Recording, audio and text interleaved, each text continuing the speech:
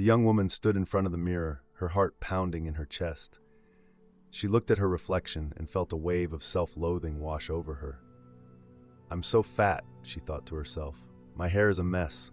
I'm never going to amount to anything." These negative thoughts had been plaguing her for years. They had made her feel insecure, anxious, and depressed. She had tried everything to quiet the voices in her head: therapy, medication, meditation, but nothing seemed to work. One day she was walking home from work when she saw a flyer for a self-help workshop. The workshop was called How to Silence Your Inner Critic. She was skeptical, but she decided to give it a try. The workshop was led by a woman named Sarah. Sarah was a therapist who had developed a program to help people overcome negative self-talk. She said that negative self-talk is a learned behavior that can be unlearned. She taught the participants a number of techniques for silencing their inner critic, including mindfulness, self-compassion, and positive affirmations. The young woman was skeptical at first, but she found that the techniques Sarah taught her were actually starting to work. She started to notice that she was catching herself having negative thoughts about herself, and she was able to challenge those thoughts and replace them with more positive ones. She also started to practice self-compassion. She learned to be more accepting of her flaws, and she stopped beating herself up for her mistakes. As the weeks went by, the young woman's self-esteem began to improve. She started to feel more confident and capable. She also started to take better care of herself. She began eating healthier foods, exercising regularly, and getting enough sleep. One day, she was offered a promotion at work. She was excited, but she also had a moment of doubt. "I'm not sure I'm qualified for this promotion," she thought to herself. But then she remembered what Sarah had taught her.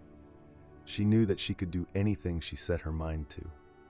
She accepted the promotion, and she was a success. She quickly rose through the ranks and became a leader in her field. She never forgot the lessons she learned from Sarah. She knew that negative self-talk was a powerful force, but it didn't have to control her life. She continued to practice positive self-talk, and she became a happier, healthier, and more successful person. But one day, everything changed. She was walking home from work when she was attacked by a group of men. They beat her and robbed her. She was left traumatized and scared. The negative thoughts came flooding back. "I'm not good enough," she thought to herself. "I'm never going to be safe." She fell back into her old patterns of behavior. She stopped taking care of herself. She started isolating herself from her friends and family. She felt like she was back where she started. But then she remembered Sarah's words. "You are not your thoughts," Sarah had said. "You are not your feelings. You are the one who chooses how you respond to them." The young woman took a deep breath. She knew that she had to fight her negative thoughts again. She started by going back to therapy. She also started practicing mindfulness and meditation again. It was slow going, but she eventually started to feel better. She learned to accept her feelings, both positive and negative. She also learned to let go of her need to control everything. One day, she decided to start a blog about her journey. She wanted to share her story with others and help them to overcome their own negative self-talk.